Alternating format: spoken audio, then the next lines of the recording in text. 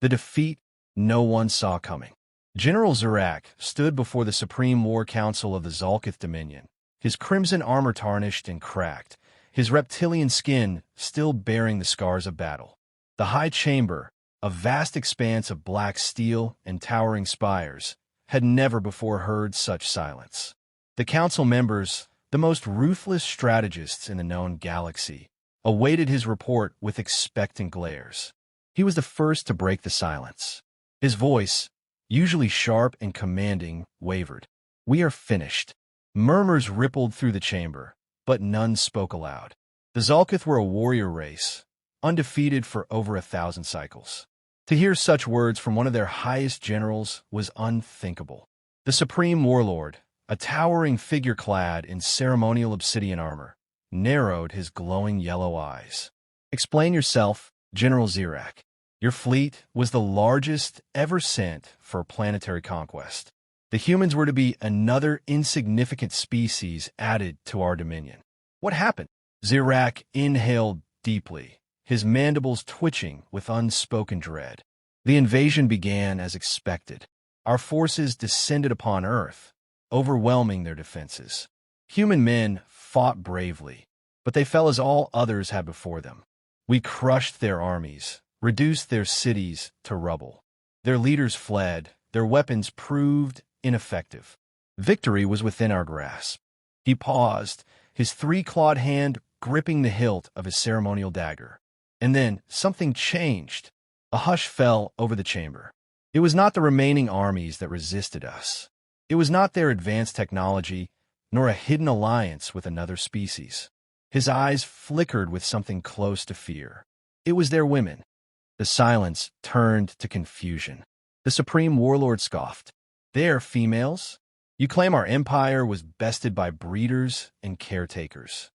Zurak shook his head, his voice firm despite his fear. "That is what we assumed as well. We believed the remaining resistance forces were broken.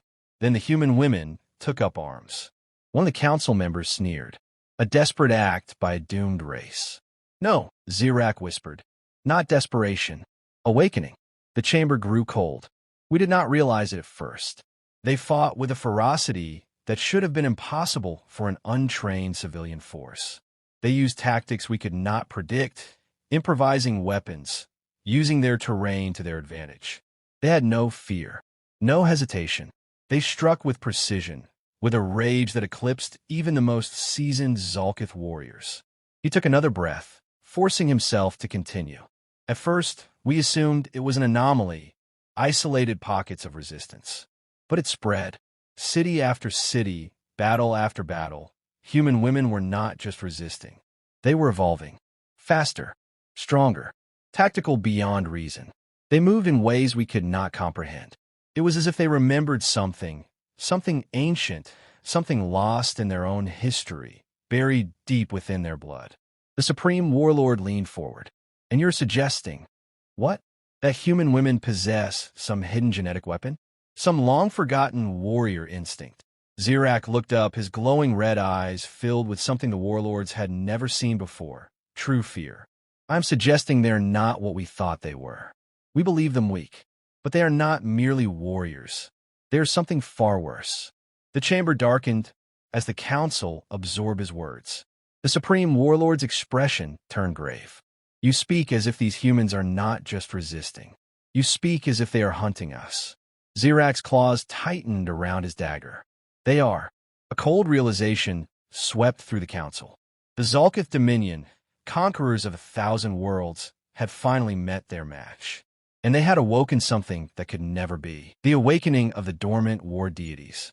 Dr. Elena Vasquez stared at the data streaming across her tablet, her hands trembling. The battlefield reports, the genetic analysis, none of it made sense. Yet it was undeniable. The women fighting on the front lines were changing. She looked up at the makeshift war room deep inside the underground bunker. Screens flashed with combat footage from across the planet. Every report told the same story. Human women were outperforming their male counterparts in battle at an exponential rate. Reflexes beyond recorded human limits. Tactical awareness that defied probability. Endurance that should have been impossible. This isn't just adrenaline, she whispered. This is something else. Commander Jason Park leaned over her shoulder, eyes scanning the same reports. What are you saying, Doctor? That our women are mutating? No, Elena said. I'm saying they're remembering. Park frowned. Remembering what? Elena turned to face him, her dark eyes filled with conviction. What they were before civilization tamed them. Something ancient. Something buried in our DNA, waiting for the right moment to wake up. The Zalkith gave us that moment. And now, they've unleashed something they can't control. Park exhaled sharply, rubbing a hand over his stubbled chin. So, you're telling me our greatest weapon against the invaders was sitting right under our noses this whole time? Elena smirked grimly. Not under your noses. Underestimating us has always been your biggest mistake. On the surface, the war had shifted. Zalkith forces, once unstoppable, now faced resistance beyond anything their war machines were designed to handle. Women, armed with whatever they could find, were moving with preternatural speed, striking with surgical precision. One squad of civilian women had decimated an entire Zalkith outpost with nothing but farming tools and homemade explosives. Another had hijacked a warship, reprogramming its systems faster than any recorded Zalkith engineer. It was as if they were built for war, as if something inside them had been waiting for this. And it was only getting stronger. The fall of the invaders. The sky burned with the remnants of the battle. Smoke curled into the heavens, carrying the scent of destruction and victory alike. The invaders, once an unstoppable force, now lay scattered across the battlefield, defeated, broken, and in retreat. Their towering war machines, once symbols of terror, now smoldered in the dying light of the sun. Commander Auric surveyed the field from a ridge, his battle-worn armor streaked with dust and blood. He could hear the cheers of his warriors below, their voices rising in triumph. They had done what many believed impossible. They had driven the invaders back. The battle had not been swift, nor had it been easy. For weeks, the invaders had crushed every defense, their relentless march leaving cities in ruin. But Auric had seen their weakness, not in their weapons, but in their arrogance. They had underestimated the resilience of those they sought to conquer. And so, he had set the trap. At dawn, the resistance had struck with every force they could muster. Hidden trenches, flaming barricades, and collapsing cliffs had turned the battlefield into a graveyard for the invaders. Their mighty war beasts, engineered for conquest, had been lured into narrow ravines where they became easy prey for firebombs and spears. Their soldiers, so assured of their superiority, had found themselves overwhelmed in brutal hand-to-hand combat against warriors fighting for their very survival. But the true turning point had come when the invaders' command ship had been sabotaged from within. General Varric, the enemy leader, had realized too late that one of his own men had turned against him. As the ship fell from the sky in a blaze of fire, the invaders lost not just their leader, but their will to fight. Now, as the survivors fled, hunted by the victorious warriors of a land they had sought to conquer, Auric turned to his second-in-command, Syria.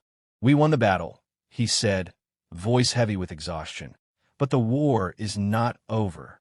Syria nodded, watching the distant horizon where the last of the enemy's ships disappeared. "They will return," she said grimly. "Then we will be ready," Auric vowed. As the sun dipped below the ruins of the battlefield, the warriors of the resistance stood victorious. But in their hearts, they knew this was only the beginning, the confession and the reckoning. The room was silent except for the rhythmic ticking of the clock on the far wall. The weight of the moment pressed down on everyone, thick like the heavy summer air before a storm. Emma took a deep breath, her fingers curled into the fabric of her dress, and exhaled slowly. It was time. "I have something to confess," she said, her voice steady but low. Across from her, Daniel's face hardened, his eyes narrowing as if bracing for impact. The others in the room, Margaret, Richard, and Henry, shifted uncomfortably, exchanging wary glances. This was what they had all feared. They had known, deep down, that something had been lurking beneath the surface, waiting to rise like a buried truth that refused to stay hidden.